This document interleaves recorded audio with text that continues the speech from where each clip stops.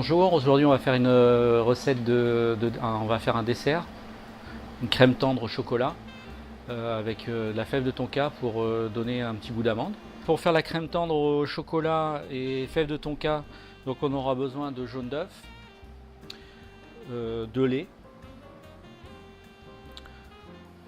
de chocolat.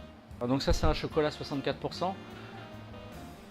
C'est un chocolat Guayaquil, c'est une sélection de différents cacao. C'est un bon chocolat, il est assez équilibré, on va dire 30% de sucre, 30% de matière grasse et 30% de cacao, ce qui donne un goût relativement équilibré. Voilà. De sucre.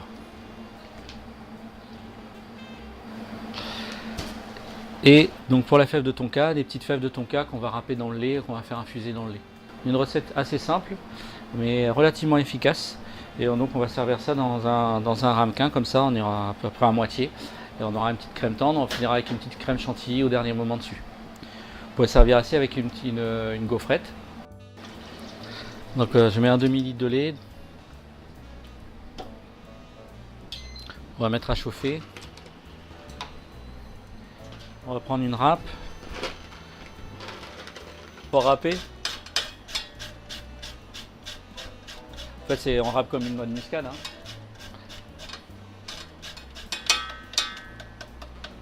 Voilà, donc un demi de lait, une demi-noix une demi-fève de tonka. Hein. Donc ça, on laisse chauffer, ça va bouillir, c'est pour la crème anglaise. Donc après, on va prendre des œufs. Donc on va séparer les blancs des jaunes. Donc les blancs d'un côté. Donc on va mettre 4 jaunes d'œufs.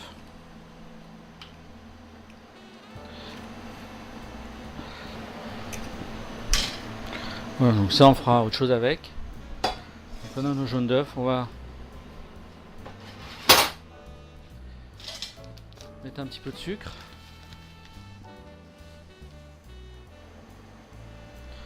Voilà, 60 g de sucre. Et donc là on va blanchir les jaunes d'œufs. Ils vont mousser légèrement, ils vont devenir un peu blancs. Donc c'est le terme technique, c'est ça, blanchir les jaunes d'œufs. En fait, c'est que le sucre cuit les jaunes d'œufs.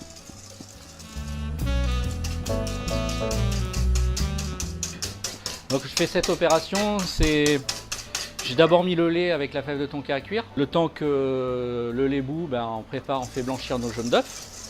Comme ça, on perd pas de temps. Le lait est en train de bouillir. Voilà, il a infusé la fève de tonka.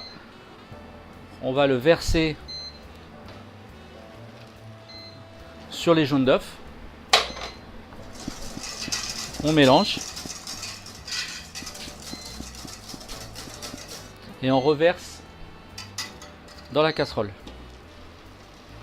Voilà. Donc là, on va opérer la cuisson.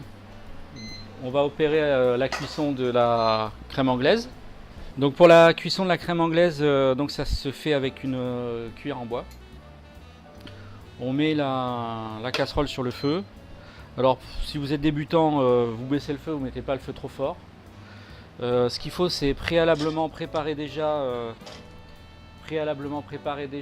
sa petite passoire avec son récipient pour recevoir la crème. Parce que quand elle va être à la bonne cuisson, il faudra tout de suite la débarrasser.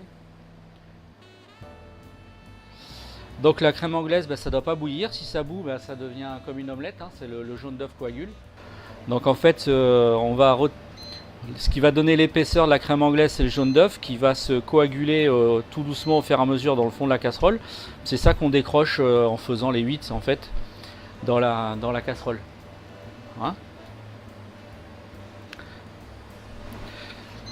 Donc voilà, ça va relativement vite, j'ai pas perdu de temps, le lait était bien chaud.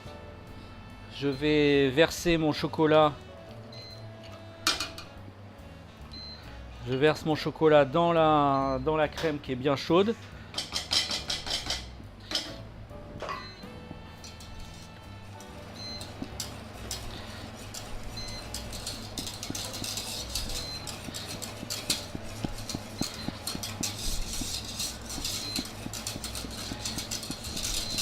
Donc voilà, la chaleur rentre dans les petits palets de chocolat. Donc tout ça, ça va être assez riche, un mélange assez riche. Et ça va nous faire une crème un petit peu tendre. Pour ça que je l'appelle ça crème tendre. Enfin, c'est pas moi qui l'ai appelé. Hein. Je passe bien à l'étamine la crème. Je récupère bien ce qu'il y a dans le fond de la casserole. C'est important. Voilà, surtout pour quand on est gourmand, on va rien perdre. Ça sent déjà très très bon le chocolat, bien puissant. Et puis ben, on n'a plus qu'à le verser dans des ramequins.